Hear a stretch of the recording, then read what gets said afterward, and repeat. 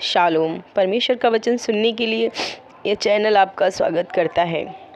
आज का अध्ययन है दानियल की किताब अध्याय 5।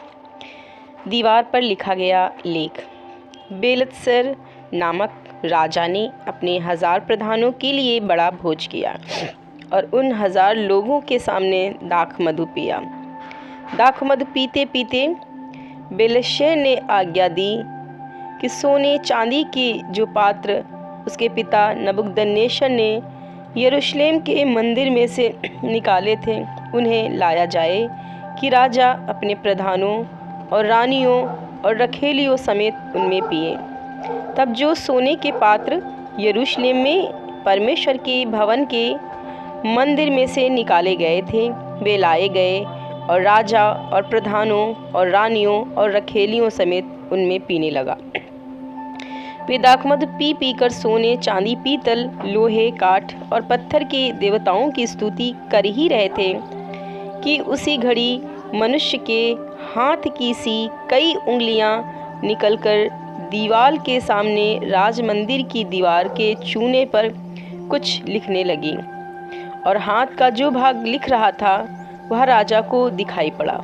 उसे देखकर राजा भयभीत हो गया और वह मन ही मन घबरा गया और उसकी कमर के जोड़ ढीले पड़ गए और कांपते कांपते उसके घुटनों एक दूसरे से टकराने लगे।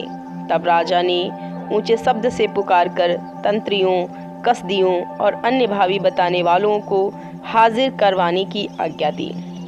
जब बेबीलोन के पंडित पास आए तब राजा उनसे कहने लगा, जो कोई वह लिखा हुआ पढ़कर उसका अर्थ मुझे समझाए उसे बैंजनी रंग का वस्त्र और उसके गले में सोने की कंठमाला पहनाई जाएगी और मेरे राज्य में तीसरा वही प्रभुता करेगा। तब राजा के सब पंडित लोग भीतर आए परंतु उस लिखे हुए को ना पढ़ सके और ना राजा को उसका अर्थ समझा सके। इस पर बेलशस्सर राजा बहुत घबरा गया और भयातुर हो गया और उसके प्रधान भी बहुत व्याकुल हुए। राजा और प्रधानों के वचनों को सुनकर रानी भोज के भवन में आई और कहने लगी, हे राजा, तू युग युग जीवित रहे, अपने मन में ना घबरा ना उदास हो। तेरे राज्य में दानियल नामक एक पुरुष है जिसका नाम तेरे पिता ने बेलशस्सर रखा था। उसमें पवित्र ईश्वरों की आत्मा रहती है और उस राजा के दिनों में उसमें प्रकाश, प्रवीणता और ईश्वरों के तुल्य बुद्धि पाई गई। हे राजा, तेरा पिता जो राजा था उसने उसको सब ज्योतिषियों, तांत्रियों, कसदियों, अन्य भावी बताने वालों का प्रधान ठहराया था, क्योंकि उसमें उत्तम आत्मा, ज्ञान और प्रवीणता और सपनों का फल बताने और पहेलियां खोजने और संदेह दूर करने की शक्ति पाई गई। इसलिए अब दानियल बुलाया जाए और वह इसका अर्थ बताएगा। लेख का अर्थ बताया जाना। तब दानियल राजा के सामने भीतर बुलाया गया। राजा दानियल से पूछने लगा, क्या तू वही दानियल है जो मेरे पिता नबूकदनेस्सर राजा द्वारा यहूदा देश से लाए हुए यहूदी बंधुओं में से है? मैंने तेरे विषय में सुना है कि ईश्वर की आत्मा तुझ में रहती है और प्रकाश, प्रवीणता और उत्तम बुद्धि तुझ में पाई जाती है। देख, अभी पंडित और तंत्री लोग मेरे सामने इसलिए लाए गए थे कि यह लेख लिखा हुआ पढ़े और उसका अर्थ मुझे बताए, परंतु वे उस बात का अर्थ ना समझा सके। परंतु मैंने तेरे विषय में सुना है दानियल भेद खोल सकता और संदेह दूर कर सकता है। इसलिए अब यदि तू उस लिखे हुए को पढ़ सके और उसका अर्थ भी मुझे समझा सके तो तुझे बैंजनी रंग का वस्त्र और तेरे गले की सोने की कंठमाला पहनाई जाएगी और राज्य में तीसरा तू ही प्रभुता करेगा। दानियल ने राजा से कहा, अपने दान अपने ही पास रख और जो बदला तू देना चाहता है वह दूसरे को दे और लिखी हुई बात मैं राजा को पढ़ सुनाऊंगा और उसका अर्थ भी तुझे समझाऊंगा। हे राजा, परम प्रधान परमेश्वर ने तेरे पिता नबूकदनेस्सर को राज्य, बड़ाई, प्रतिष्ठा और प्रताप दिया था और उस बड़ाई के कारण जो उसने दी थी, देश देश और जाति जाति के सब लोग और भिन्न भिन्न भाषा बोलने वाले उसके सामने कांपते और थरथराते थे। जिसे वो चाहता उसे वह घात करता था और जिसको वो चाहता उसे वह जीवित रखता था। जिसे वह चाहता उसे वह ऊंचा पद देता था और जिसको वह चाहता उसे वह गिरा देता था।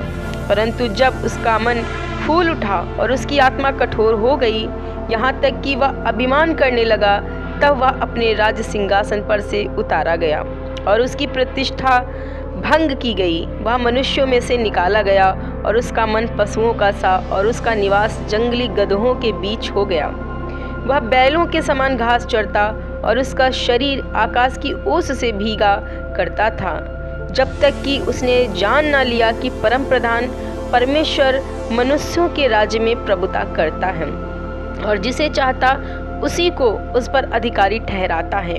तो अभी हे बेलशस्सर, तू जो उसका पुत्र है, यह सब कुछ जानता था, तो भी तेरा मन नम्र ना हुआ, वरन तूने स्वर्ग के प्रभु के विरुद्ध सिर उठाकर उसके भवन के पात्र मंगवाकर उसके सामने रखवा लिए और अपने प्रधानों और रानियों और रखेलियों समेत तूने उनमें दाखमधु पिया और चांदी, सोने, पीतल, लोहे, काठ और पत्थर के देवता जो ना देखते, ना सुनते, ना कुछ जानते हैं, उनकी तो स्तुति की।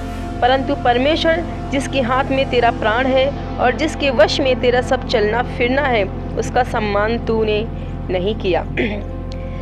तभी यह हाथ का एक भाग उसी की ओर से प्रकट किया गया है और वे शब्द लिखे गए। जो शब्द लिखे गए वे ये हैं, मने मने तकेल और ऊपर सीन। इस लेख का अर्थ यह है, मने अर्थात परमेश्वर ने तेरे राज्य के दिन गिनकर उनका अंत कर दिया है। तकेल अर्थात तू मानो तराजू में तौला गया और हल्का पाया गया है। परेस अर्थात तेरा राज्य बांटकर मादियों और फरीसियों को दिया गया है।